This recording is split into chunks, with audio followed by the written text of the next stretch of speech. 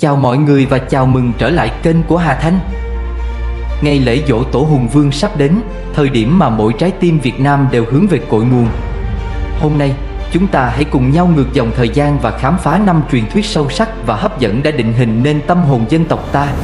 Những câu chuyện này không chỉ là truyện cổ tích, chúng mang trong mình trí tuệ, khát vọng và tinh thần bất khuất của tổ tiên ta. Các bạn đã sẵn sàng chưa? Cùng bắt đầu nào. Câu chuyện đầu tiên là truyền thuyết về nguồn gốc của chúng ta.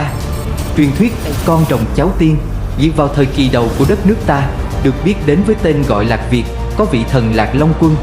Ông là con trai của một nữ thần rồng, sở hữu sức mạnh và quyền năng phi thường. Ngay cả trước khi kết hôn, ông đã lập 3 kỳ tích huyền thoại cho người dân. Ông đã đánh bại thủy thần hung ác, một con cá quái vật chuyên khủng bố ngư dân. Ông đã tiêu diệt cửu vĩ hồ ly, con vật gây tai họa cho vùng Long Biên. Và chàng đã chế ngự được thần cây ngàn năm tuổi, cuối cùng mang lại hòa bình và an ninh cho vùng đất. Trong khi đó, trên núi cao có một nàng Âu Cơ xinh đẹp tuyệt trần, hậu duệ của thần nông. Vì tình yêu dành cho vùng đất Lạc Việt, nàng đã đến thăm. Chính lúc đó, nàng và Lạc Long Quân gặp nhau. Họ yêu nhau, kết hôn và sống cùng nhau trong cung điện Long Trang nguy nga. Không lâu sau, Âu Cơ sinh ra một cái kén đặc biệt chứa 100 quả trứng. Những quả trứng này nở ra 100 người con trai khỏe mạnh, khôi ngô, lớn lên với tốc độ đáng kinh ngạc. Nhưng nguồn gốc khác nhau khiến cuộc sống bên nhau mãi mãi trở nên khó khăn. Lạc Long Quân buồn bã nói với vợ: "Ta thuộc dòng dõi rồng, còn nàng thuộc dòng dõi tiên. Chúng ta khó có thể ở bên nhau lâu dài." Vì vậy, họ đã đưa ra một quyết định đau lòng. Họ chia con cái, 50 người con trai sẽ theo cha ra biển, và 50 người con trai còn lại sẽ theo mẹ lên núi lập nghiệp. Trước khi chia tay, Lạc Long Quân đã lập một lời thề long trọng: từ khi nguy hiểm ập đến, chúng ta phải báo tin cho nhau và giúp đỡ nhau, đừng bao giờ quên lời hứa này. Con trai cả của họ ở lại quê nhà, lên ngôi và lấy hiệu Hùng Vương, đặt tên đất nước là Văn Lang. Câu chuyện hay này khẳng định nguồn gốc cao quý của người Việt Nam và mang ý nghĩa thiêng liêng cho từ đồng bào. Nó nhắc nhở chúng ta rằng dù ở đâu, tất cả chúng ta đều là con cái của cùng một cha mẹ, anh chị em cùng chung một cội rễ. Câu chuyện thứ hai, sự tích bánh chưng bánh dày. Triết lý trời tròn đất vuông. Mời các bạn xem câu chuyện này trên YouTube với từ khóa câu chuyện 1040. Thông điệp tôn vinh giá trị của lao động, sự tri ân hạt gạo nuôi sống con người, và đạo lý uống nước nhớ nguồn. Tiếp theo câu chuyện thứ ba, truyền thuyết sơn tinh thủy tinh, khát vọng chế ngự thiên tai.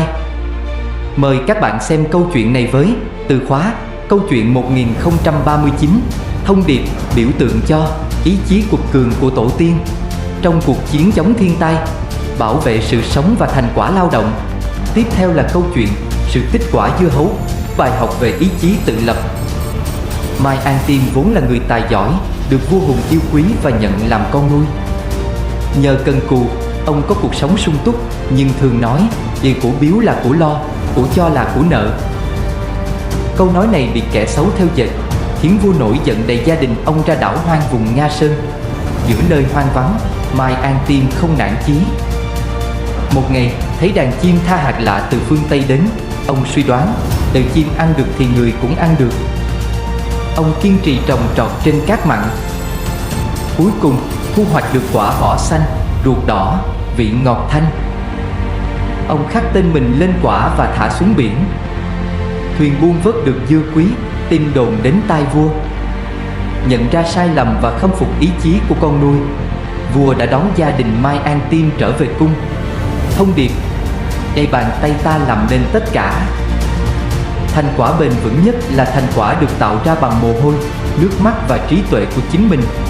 Và câu chuyện thứ 5, sự tích thánh giống, sức mạnh yêu nước cuộc khởi. Vào đời Hùng Vương thứ 6, giặc Ân sang xâm lược. Ở làng giống có bà lão ướm chân vào dấu chân khổng lồ ở vườn cà. Mang thai 12 tháng mới sinh ra giống. Giống lên ba vẫn không biết nói biết cười. Khi sứ giả đi tìm người tài cứu nước, giống bỗng ngồi dậy và bảo: "Đời mẹ ra mời sứ giả vào đây cho con." Giống yêu cầu vua rèn ngựa sắt, gậy sắt, áo giáp sắt. Từ sau hôm đó, giống lớn nhanh như thổi, cơm ăn mấy cũng không no. Dân làng phải cùng nhau góp gạo nuôi giống.